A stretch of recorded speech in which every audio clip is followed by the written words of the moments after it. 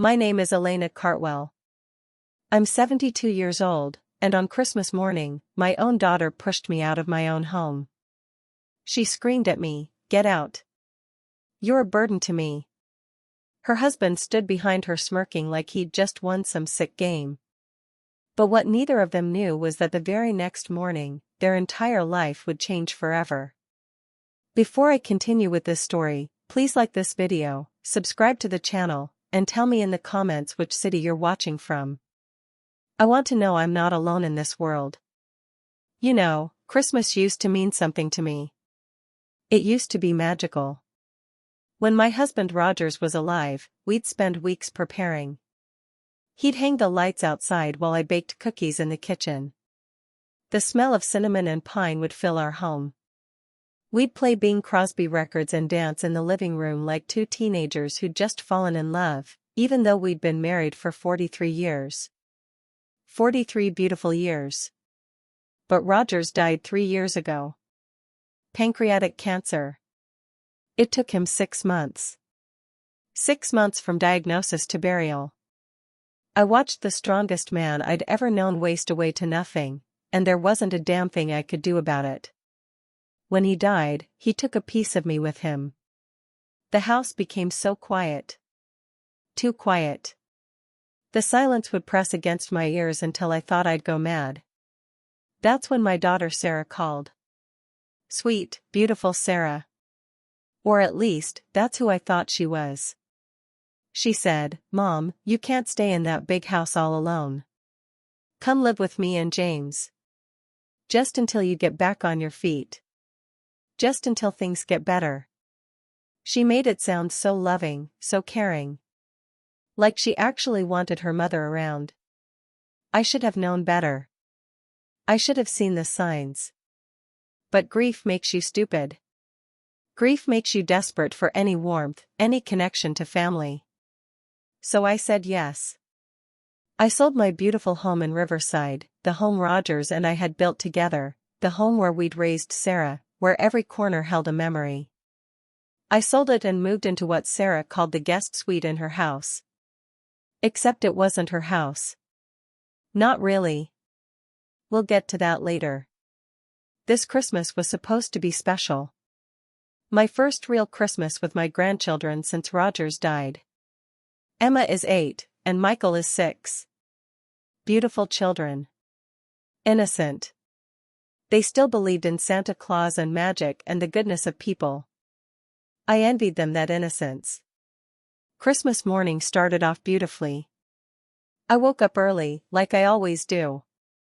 Old habits from raising a child, you never really sleep in again after becoming a mother. I could hear the children squealing with excitement downstairs. I put on my best Christmas sweater, the red one with the snowflakes that Rogers always said made my eyes sparkle. I wanted to look nice. I wanted to be part of the family celebration. When I came downstairs, Emma and Michael ran to me. "Grandma! Grandma! Santa came!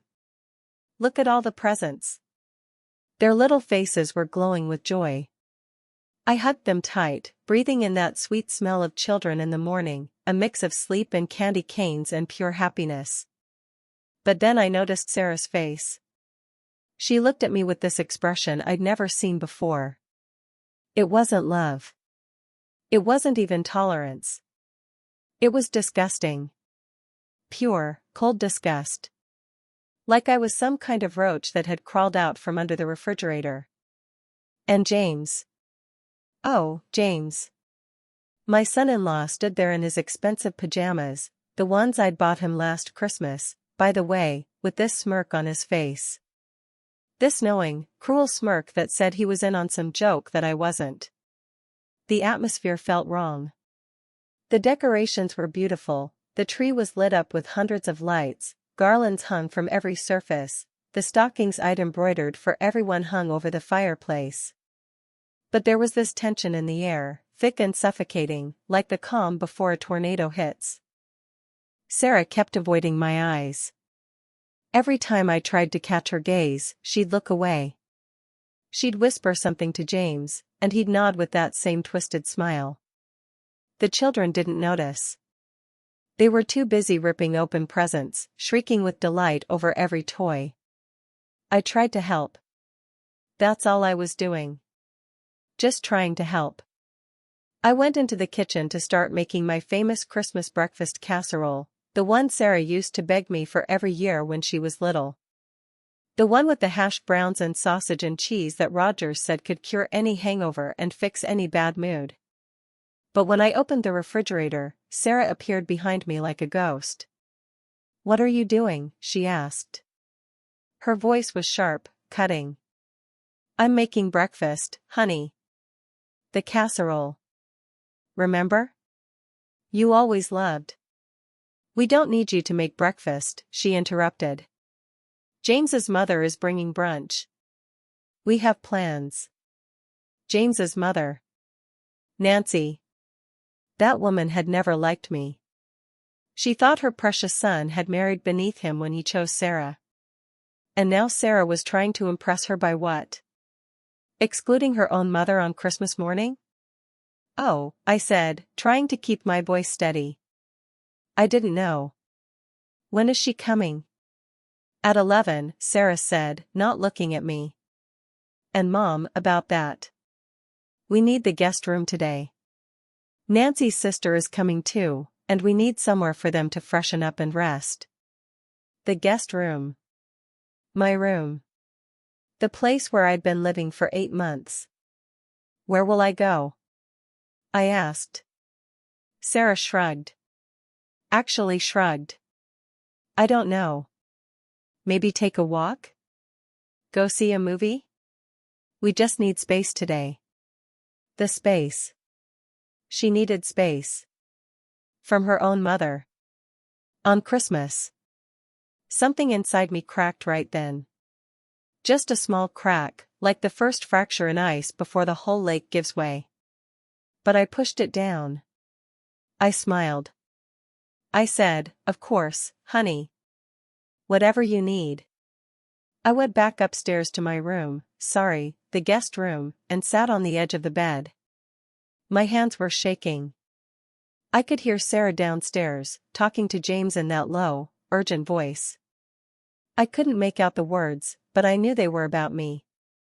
I could feel it in my bones. I stayed in my room for the next hour, waiting. Listening. I heard Nancy arrive with her booming voice and fake laughter. I heard them all greeting her like she was royalty. No one came to get me. No one called upstairs to say brunch was ready. Finally, I couldn't stand it anymore. I was hungry, and damn it, it was Christmas. I was not going to hide in a bedroom like some kind of criminal on my own, in the house where I lived. I came downstairs quietly.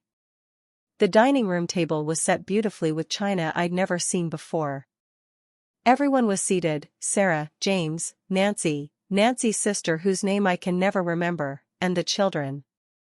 They were passing around platters of food, laughing and talking. There was no place set for me. I stood in the doorway, and the conversation died. Everyone turned to look at me like I'd interrupted some sacred ceremony. "Oh," Sarah said, her voice dripping with false sweetness. "Mom. We thought you'd already eaten." I hadn't. And she knew it. "There's some cereal in the pantry if you're hungry," James added with that smirk. That goddamn smirk that made me want to slap him across his self-satisfied face. Cereal. They were having a feast, and I was being offered cereal like some kind of beggar. "I thought I might join you," I said quietly. "It's Christmas." Nancy laughed. Actually laughed. "Oh Sarah, you didn't tell me your mother was still here. I thought she'd found her own place by now." Still here. Like I was an unwanted guest who'd overstayed my welcome. Sarah's face turned red. "Mom has been, between situations." Between situations. That's what I'd become. A situation. "Well," Nancy continued, dabbing her mouth with a napkin, "it must be so hard having your mother living with you. James tells me it's been quite an adjustment." The rage started building then. Like lava beneath the earth's surface, heating up, ready to explode. But I kept it contained. I always kept it contained. That's what women of my generation do. We smile. We nod. We don't make scenes. If there's no room at the table, I started to say. Mom, Sarah interrupted, standing up. Can I talk to you in the kitchen? Her voice had that edge to it. That warning tone she'd used since she was a teenager when she was about to say something cruel. I followed her into the kitchen, my heart pounding. I knew something bad was coming. You develop an instinct for these things when you're a mother. You can sense the storm before it hits. Sarah closed the door behind us and turned to face me. Her face was twisted with an emotion I couldn't quite identify. Anger? Resentment? Hatred? Mom, I can't do this anymore, she said. Do what, honey? This, she gestured wildly at me. Having you here. You're suffocating me. You're always in the way. Always hovering. Always trying to help when nobody asked you to help. Each word was like a knife. Sarah, I don't understand. I thought. You thought what? That you could just live here forever? That we wanted you here? The lava was rising. My hands clenched into fists. You invited me. You said. I know what I said, she shouted. I said it because I felt sorry for you. Because you were pathetic after Dad died, crying all the time, calling me 10 times a day. I thought you'd stay a few weeks and then get your act together and leave. Pathetic. She called me pathetic for grieving my husband of 43 years. You told me to sell my house, I said, my voice shaking now. You told me to come here. You said it would be better for everyone. Well, I was wrong. Sarah screamed. It's not better. It's worse. James can't stand having you here. His mother thinks I'm weak for letting my own mother live off of us. The kids are confused about why Grandma is always around. You're ruining everything. Living off of them. That's what she said. Living off of them. The lava erupted. Living off of you? I said, my voice low and dangerous. Living off of you? Yes. Sarah shot back. We're supporting you. We're giving you a place to live, feeding you. Get out, I said. What? Get out of this kitchen. Get out of my sight before I say something I regret. Sarah laughed. It was a cruel, bitter sound. Your sight? This is my house, Mother. Mine. And if anyone's leaving, it's you. She grabbed my arm then. Actually grabbed my arm hard enough to bruise it. She started pulling me toward the back door. Sarah, stop it, I said, trying to pull away. You're hurting me. Good, she snarled. Maybe it'll finally get through to you that you're not wanted here. She pulled me through the kitchen, through the mudroom, and I was stumbling, trying to keep my balance. We passed by the dining room, and I saw all their faces, Nancy looking satisfied, James smirking, the children starting to cry, confused and scared. Sarah threw open the back door. The cold December air hit me like a slap. There was snow on the ground. I wasn't wearing a coat. I was in my Christmas sweater and slippers. Get out, Sarah said, her voice shaking with rage. Get out. You're a burden to me. You've always been a burden. She pushed me. Actually pushed her 72-year-old mother out the door. I stumbled down the 3 steps to the patio and fell onto my hands and knees in the snow. The cold bit through my clothes instantly. I looked back at my daughter standing in the doorway. Behind her, James appeared, and he was smiling. Actually smiling like this was the best Christmas present he could have asked for. Sarah, I said, my voice breaking. Please. She slammed the door in my face. I knelt there in the snow for what felt like hours but was probably only minutes. My hands were numb. My knees were soaked through. I could hear the children crying inside. I could hear Sarah screaming at them to stop, to go play with their new toys, to forget about Grandma. Something inside me broke completely then. Not just cracked, broke. Shattered into 1,000 pieces. But as I knelt there in the freezing cold, humiliated and rejected and heartbroken, something else started to form in the broken spaces. Something hard and cold and furious. Clarity. I stood up slowly. My legs were shaking, but I forced them to hold me. I walked around to the front of the house, to the driveway where my car was parked. Thank God I kept my purse in my car. Thank God I hadn't given up every last shred of my independence. I got in my car, turned on the heat full blast, and sat there shivering while the engine warmed up. My phone was in my purse. I pulled it out with numb fingers. And that's when I started thinking clearly for the first time in 8 months. The house. Sarah had called it her house. She'd said my house like it was true. But it wasn't true. That house belonged to me. When Rogers died, he left me everything. The house in Riverside that I'd sold, yes. But also a second property, an investment property we'd bought 15 years ago in a neighborhood that had gentrified beautifully. We'd rented it out for years, made good money on it. When Sarah got married to James 5 years ago, they were struggling. James had just lost his job. They were about to lose their apartment. So I did what any mother would do. I told them they could live in the rental property. Rent-free. Just until you get back on your feet, I'd said. Just until things get better. Sound familiar? They never paid me a dime. Not 1 month of rent in 5 years. And when I sold my house in Riverside 8 months ago and moved in with them, I didn't move into their house. I moved into my house. The house I owned. The house that was titled in my name. Sarah had convinced me to let her call it her house in front of her friends. She was embarrassed, she'd said, to admit her mother owned it. It made James feel like less of a man, she'd said. Could I please just let people think it was theirs? And like a fool, I'd agreed. But the deed didn't lie. The property taxes I paid didn't lie. The insurance policy in my name didn't lie. Sitting in my car, I started making a list in my head of all the ways I'd been supporting them. All the money I'd poured into their life. The house, free for 5 years. Market rent would have been at least $2,000 a month. That's $120,000. The utilities.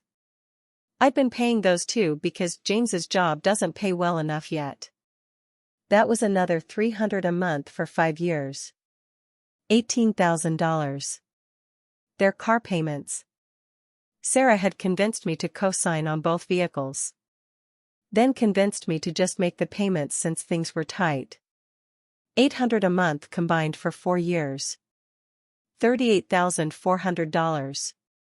The children's private school tuition. The public schools aren't good enough for our babies, Mom. Could you help just for a year or two? 4 years of $12,000 per year. $48,000. Credit cards. Oh God, the credit cards. Sarah had maxed out 2 cards in my name, promising to pay them off. She never did. I'd been making minimum payments to protect my credit score. $15,000 in debt, probably $30,000 paid in interest over the years. Insurance. Health insurance for all of them because James's job didn't offer good benefits. Car insurance. Life insurance. Another $24,000 over 4 years. I could go on. Groceries I bought. Clothes for the children. Vacations I funded. Medical bills I paid. The new roof they needed last year. The kitchen renovation James wanted. I'd given them everything. Everything I had. And this was how they repaid me. My hands stopped shaking. They steadied as I did the math. As I realized the full scope of what I'd done for them, and what they'd done to me in return. I started the car and pulled out of the driveway. I didn't look back at the house, my house, where my daughter was probably celebrating my departure with champagne. I drove to my friend Margaret's apartment. Margaret, who'd been warning me for months that Sarah was taking advantage of me. Margaret, who'd been my friend for 30 years and had never steered me wrong. She took one look at my face and pulled me inside. She threw me out, I said, and then I started crying. Great, heaving sobs that came from somewhere deep in my chest. I cried for the daughter I thought I had. I cried for the relationship that had died. I cried for my dead husband who would have never let this happen. I cried for the fool I'd been. Margaret held me and let me cry. When I finally stopped, she made me tea and sat me down at her kitchen table. Tell me everything, she said. So I did. Every humiliating detail. When I finished, Margaret's face was hard.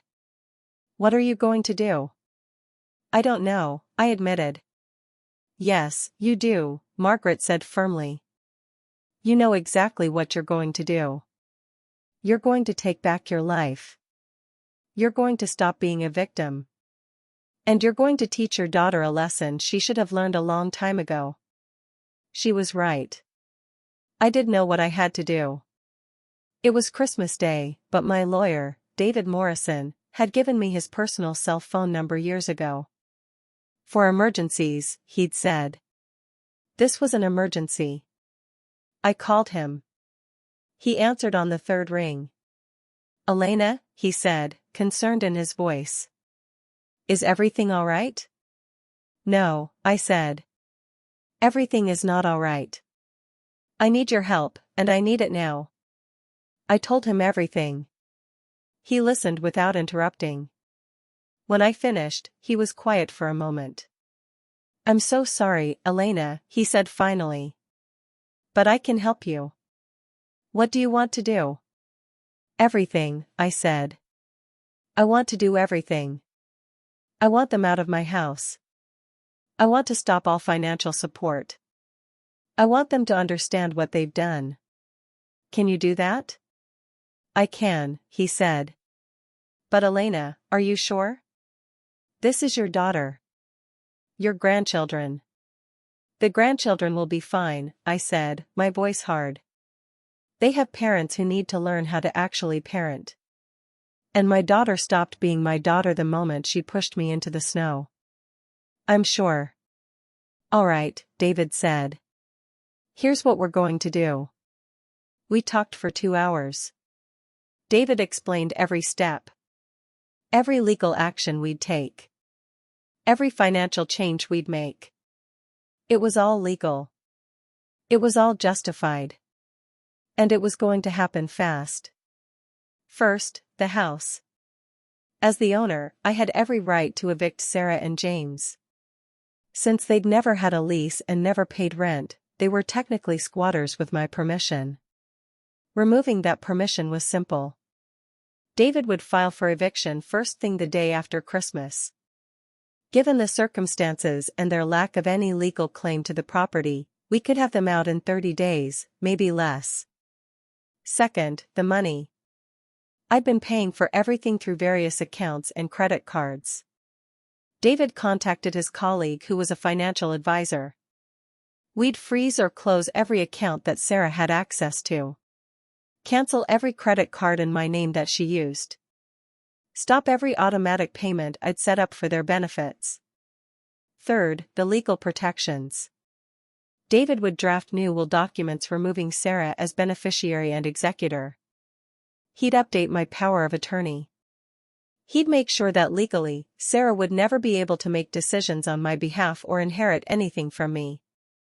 Everything would go to the grandchildren in a trust she couldn't touch until they turned 25. Fourth, documentation. David would compile records of everything I'd paid for over the years. Every transaction. Every loan. Every gift. He'd calculate exactly how much they owed me, and we'd send them a bill. Not because I expected them to pay, I knew they couldn't, but because I wanted them to see the number.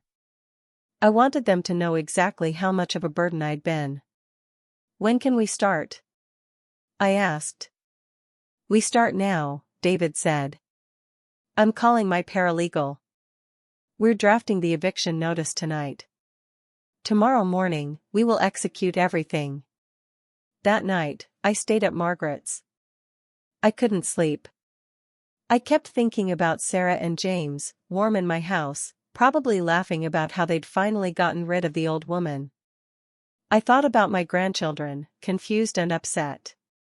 I thought about the years I'd wasted trying to buy my daughter's love. But I also felt something I hadn't felt in months. Power. Control. Self-respect. At midnight, Margaret found me sitting at her kitchen table, staring at my phone. No messages? She asked. Nothing, I said. She hasn't called. Hasn't texted. Nothing. Good, Margaret said firmly. That makes this easier. She was right. Every hour that passed without Sarah trying to apologize or check on me made my resolve stronger. The next morning, December 26th, at exactly 9 a.m., David called me. It's done, he said. The eviction notice has been filed and will be served within the hour. I've already contacted your bank, all shared accounts are frozen, and Sarah's access has been revoked. The credit cards in your name are cancelled. All automatic payments have been stopped. Your utilities account for the house has been transferred to an estate management company who will keep service running but will bill Sarah directly from now on. When she inevitably doesn't pay, services will be shut off. I've contacted the auto loan companies and informed them that you're no longer authorizing payments on those vehicles. They'll begin repossession proceedings if payments aren't made. The life insurance policies are cancelled. The health insurance is terminated as of the end of the month. And I've drafted a letter detailing all financial support you've provided over the years, totaling approximately $347,000, which will be delivered with the eviction notice. $347,000. That's what I'd given them. That's what my daughter thought I owed her, simply for existing. How long do they have to vacate? I asked. 30 days standard, but given that there's no lease agreement and they've paid no rent, and given the circumstances of your eviction from your own property, I petitioned for 14 days. The judge who will review this is Judge Patricia Reynolds. She has a reputation for not tolerating elder abuse. I think we'll get our 14 days. Elder abuse. That's what it was, wasn't it? I'd been abused by my own daughter. What happens now? I asked. Now we wait for them to react, David said. And Elena? Don't answer their calls. Don't respond to messages. Let them panic. Let them figure out what they've lost. Then, when you're ready, if you're ever ready, you can decide if you want to have a conversation. But you do it from a position of power, not desperation. Thank you, David, I said. You're welcome. And Elena? I'm sorry you had to do this. But I'm proud of you for doing it. I spent the morning at Margaret's, trying to distract myself. We watched old movies. We drank coffee. We pretended everything was normal. At 11:37, my phone rang. Sarah. I didn't answer. It rang again. And again. And again. Then the text messages started coming. Mom, call me. Emergency. Mom, something's wrong with the bank accounts. Mom, please call me. This isn't funny.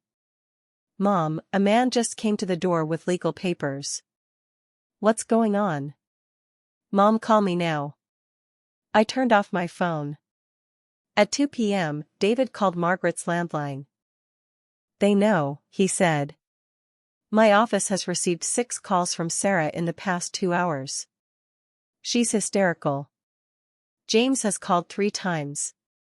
He was threatening at first, but when my secretary informed him that we have records of your eviction and are prepared to file elder abuse charges if he continues to harass us, he backed down quickly. Good, I said, and I meant it. Sarah is claiming she didn't mean it. That it was a mistake. That she wants to apologize. She's begging to talk to you. No, I said firmly. That's what I told her. Elena, you should know, they tried to access the utilities account this afternoon. When they discovered they're now responsible for payment, James called the utility company and tried to have service shut off entirely. He said if he has to pay, he'll just turn everything off and you can deal with a frozen house.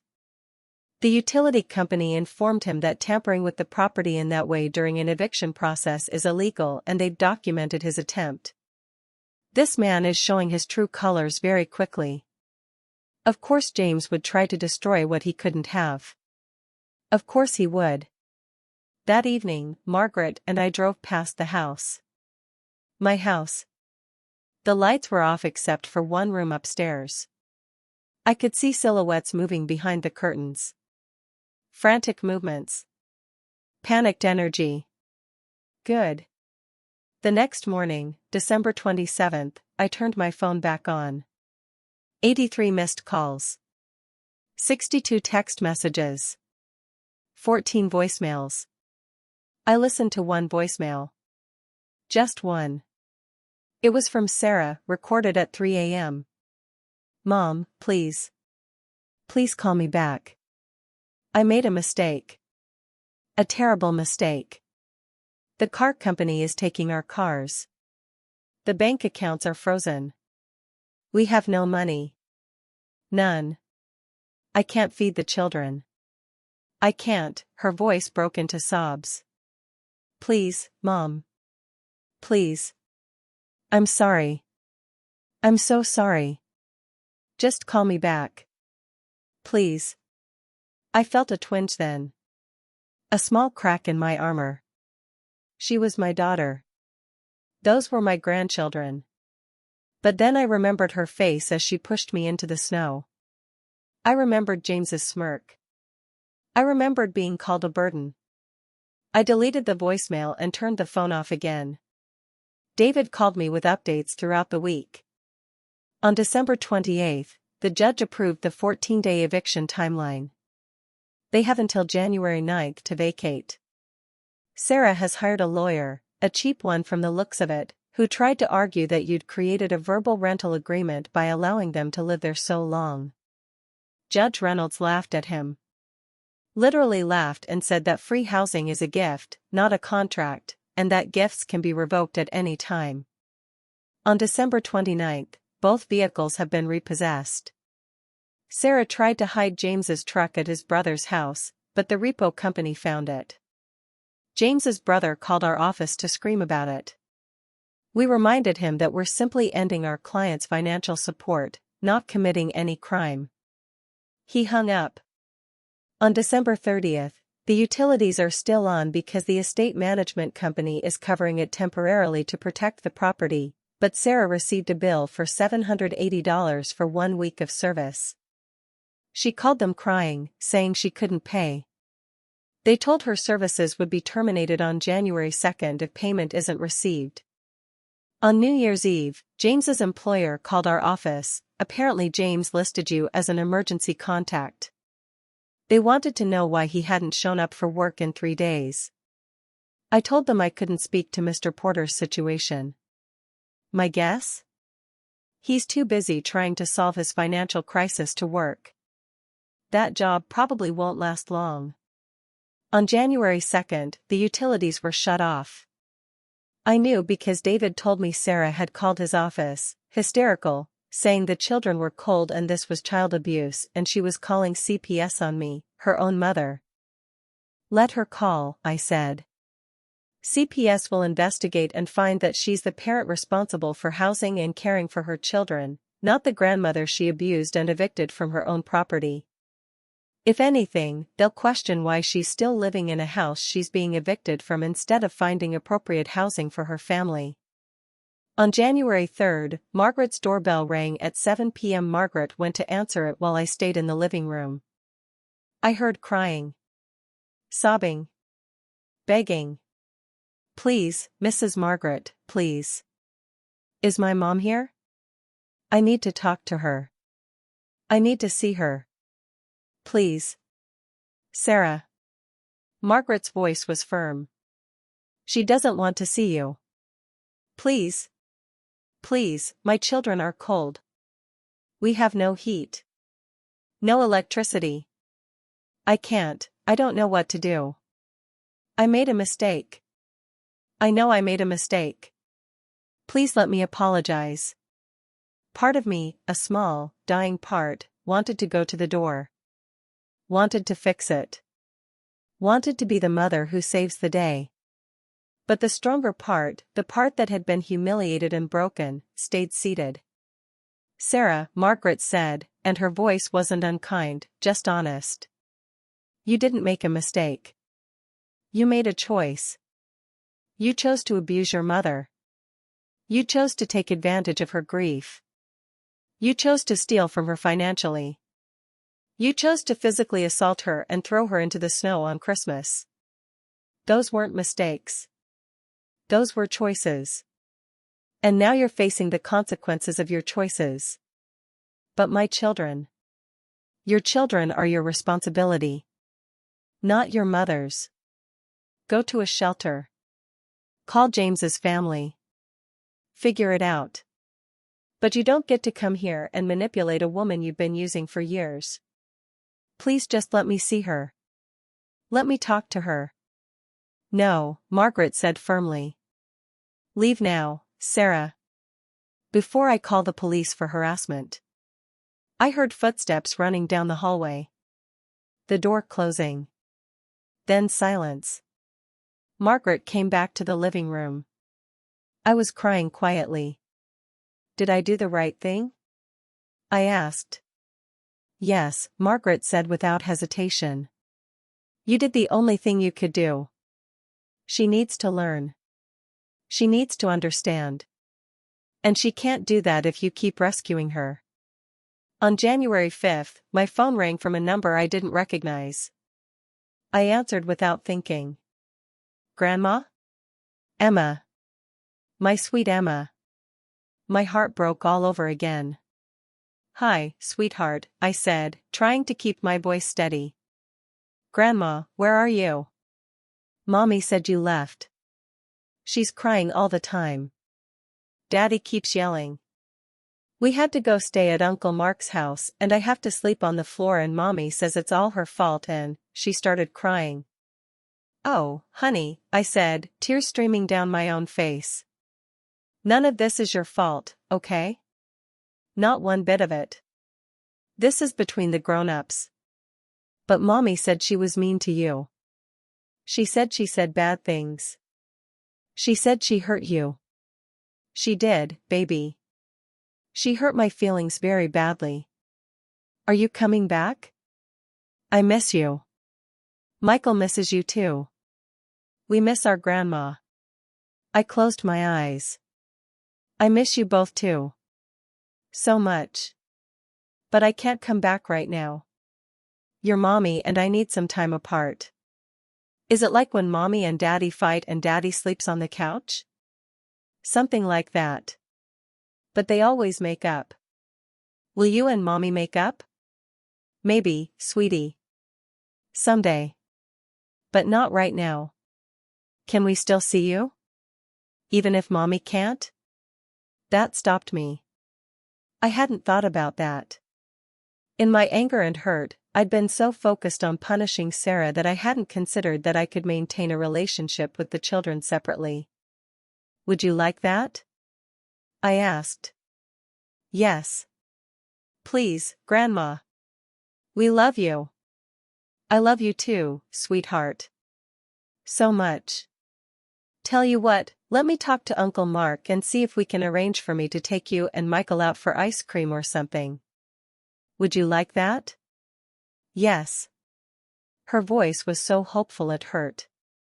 Okay. Can you put Uncle Mark on the phone? Mark, James's younger brother, was a good man. He'd never liked how James treated me, and I'd always gotten along well with him. Elena, he said when he took the phone. Mark. Thank you for taking them in. Of course. Listen, I know what happened. James told me his version, and then I called your lawyer's office and got the real story. I'm sorry. I'm sorry my brother is such a piece of shit, and I'm sorry Sarah treated you that way. You didn't deserve it. Thank you, I said, surprised by his honesty. The kids miss you like crazy. They keep asking where you are, why you don't visit. Sarah can't even explain it to them. She just cries. James is useless, he's just angry and blaming everyone but himself. Look, I know you're not talking to them right now, and I don't blame you. But if you want to see Emma and Michael, I'll make it happen. You're their grandmother. They need you, even if their parents are too stupid to realize they needed you too. I'd like that, I said. Very much. How about tomorrow? I'll pick them up from Mark's place and bring them to, where are you staying? I gave him Margaret's address. We agreed on 2 p.m. the next day. When I hung up, I felt lighter somehow. The children weren't part of this. They were innocent. I didn't have to lose them just because I'd lost my daughter. The next afternoon, Emma and Michael arrived with Mark. They ran to me the moment they saw me, and I hugged them so tight I thought my ribs might crack. We spent 3 hours together. We went to the park even though it was cold. We got hot chocolate.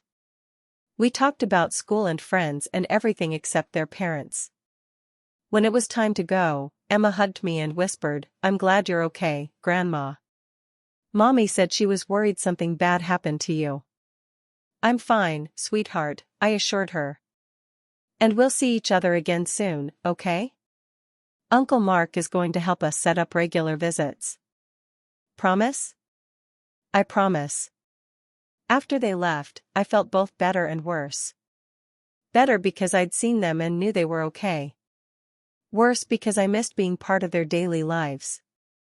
On January 9th, the eviction deadline, Sarah and James finally moved out of my house. David informed me they'd gone to stay with James's parents in another state. Apparently Nancy's generosity had limits when it came to actually housing them long-term, but she'd agreed to let them stay temporarily. David had someone inspect the house. They'd left it in terrible condition. Trash everywhere. Damage to walls. Missing fixtures. It would cost thousands to repair. I didn't care about the money. I cared about the disrespect. Even after leaving, they'd tried to hurt me. Over the next few weeks, I began putting my life back together. I moved back into my house, my real house, the one I owned. I hired people to clean it, repair it, and make it mine again. I started going to therapy. Dr. Harrison was kind and patient and helped me understand that what I'd experienced was real abuse. That setting boundaries wasn't cruel, it was necessary. That taking back my power wasn't revenge, it was survival. I started seeing Emma and Michael every Saturday. Mark would pick them up and bring them to me, and we'd spend the day together. Sometimes we'd bake cookies. Sometimes we'd go to museums. Sometimes we'd just cuddle on the couch and watch movies.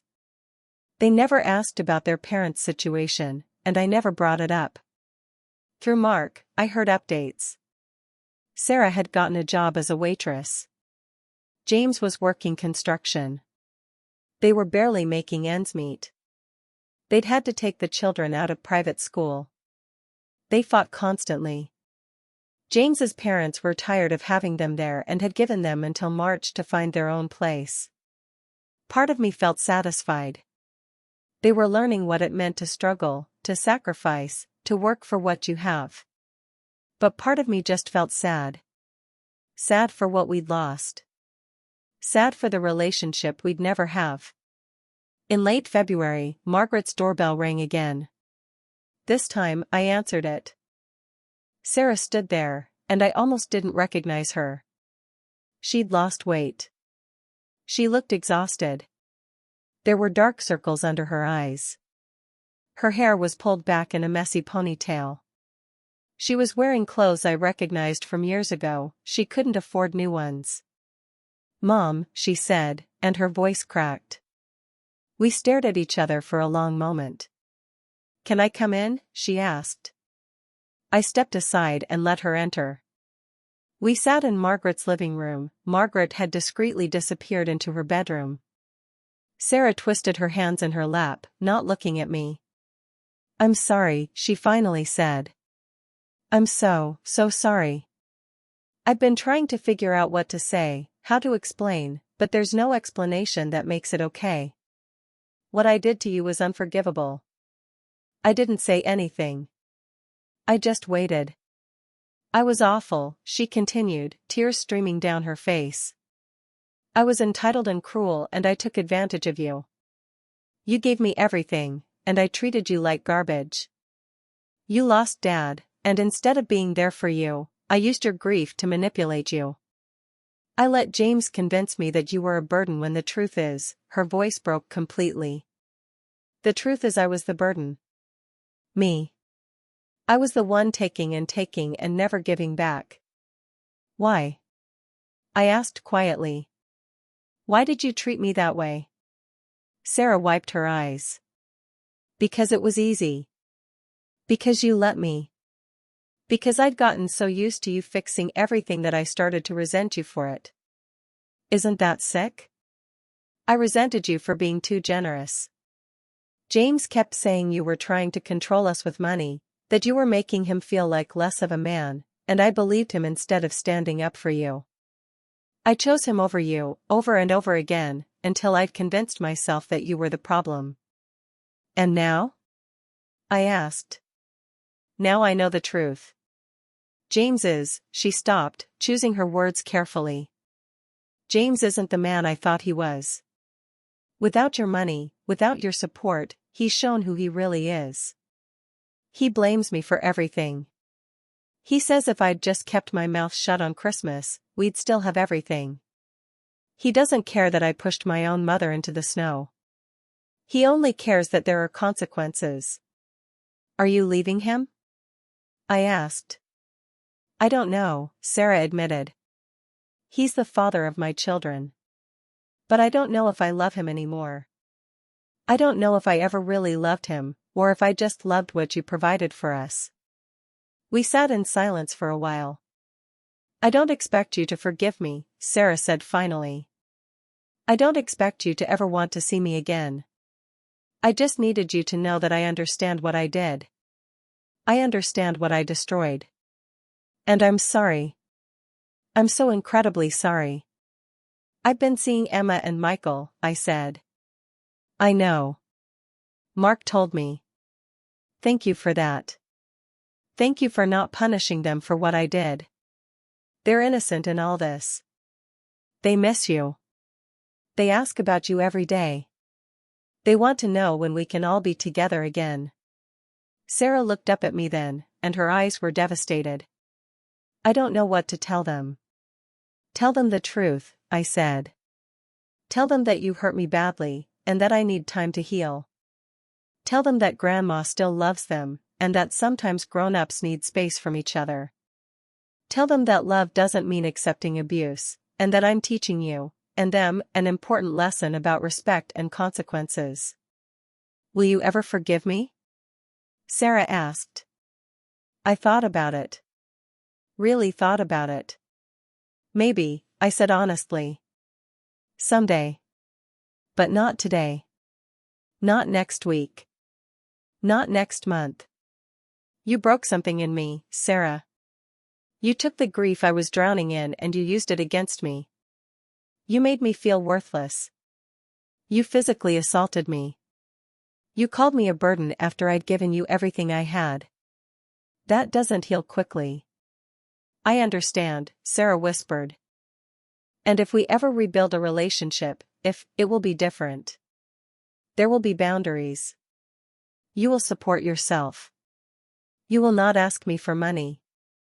You will treat me with respect. You will acknowledge what you've done, not just once but as many times as it takes. You will do the work in therapy to understand why you became this person. And if you can't do those things, then we have no relationship at all. Do you understand? Yes, Sarah said. I understand. Good. I stood up. I think you should go now. Sarah stood too. Can I hug you? I hesitated. Then I shook my head. Not yet. She nodded, more tears falling. Okay. Thank you for talking to me. Thank you for not slamming the door in my face. Sarah, I said as she reached for the door. She turned back. I hope you figure things out. For your sake and for the children's sake. But you need to do it without me. You need to learn how to stand on your own. Can you do that? I'm trying, she said. Every day, I'm trying. After she left, I sat alone in Margaret's living room for a long time. I didn't feel victorious.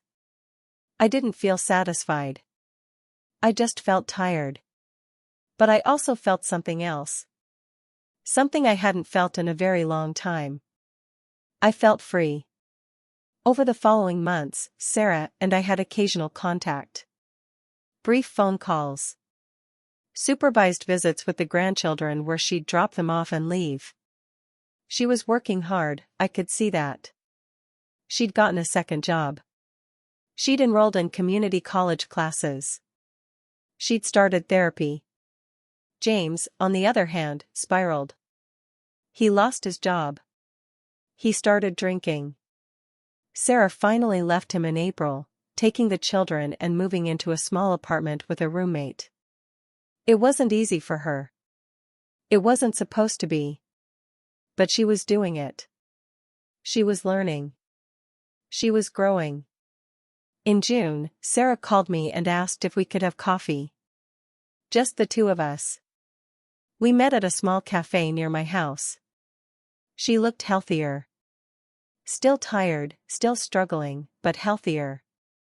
I've been in therapy 3 times a week, she told me. Dr. Phillips has helped me understand a lot about myself. About how I was raised to be independent but somehow became completely dependent. About how I confused love with money. About how I let James poison my relationship with you. That's good, I said. I'm learning to budget. To live within my means. To not expect someone else to rescue me. It's hard, Mom. It's so hard. But I'm doing it. I'm glad. And I'm learning about you too. About what you went through when Dad died. About how alone you must have felt. I'm so sorry I wasn't there for you. I'm so sorry I made it worse. We talked for 2 hours. Really talked. About the past, about the present, about the possibility of a future. When we left, Sarah asked, "Can I hug you now?" I thought about it. Then I nodded. We hugged on the sidewalk, and I felt some of that broken piece inside me shift. Not heal completely, not yet. But shift. It's been a year now since that Christmas morning. Sarah and I talk regularly. We have lunch once a month. I see the grandchildren every week. Sarah has completed a certification program and gotten a better job. She's finally standing on her own feet. She's never asked me for money. Not once. James has moved away. He sees the children once a month, if that. Sarah filed for divorce. Our relationship will never be what it was. Too much has happened. Too much has broken. But it's becoming something new. Something built on honesty and respect instead of guilt and obligation. People ask me if I regret what I did. If I regret cutting her off so completely, so harshly. And the answer is no. I don't regret it at all. Because sometimes the most loving thing you can do for someone is let them face the consequences of their actions. Sometimes the strongest thing you can do is say no more. Sometimes the healthiest thing you can do is walk away, even from your own child, until they learn to appreciate what they had. My name is Elena Cartwell. I'm 73 years old now. And I learned that being a good mother doesn't mean being a doormat. It doesn't mean accepting abuse in the name of family. It doesn't mean sacrificing yourself until there's nothing left. Being a good mother means teaching your children about respect, about consequences, about the difference between love and exploitation. And sometimes, the hardest lesson to teach is the one where you have to step back and let them fall. Because it's the only way they'll ever learn to stand. If you found this story meaningful, please like this video, subscribe to the channel, and share your thoughts in the comments. Have you ever had to set difficult boundaries with family? How did you handle it? I'd love to hear your stories. Remember, you are not required to set yourself on fire to keep others warm. You are not required to accept abuse from anyone, even family. You are allowed to demand respect. You are allowed to walk away. And sometimes, walking away is the bravest thing you can do. Thank you for listening to my story. Take care of yourselves.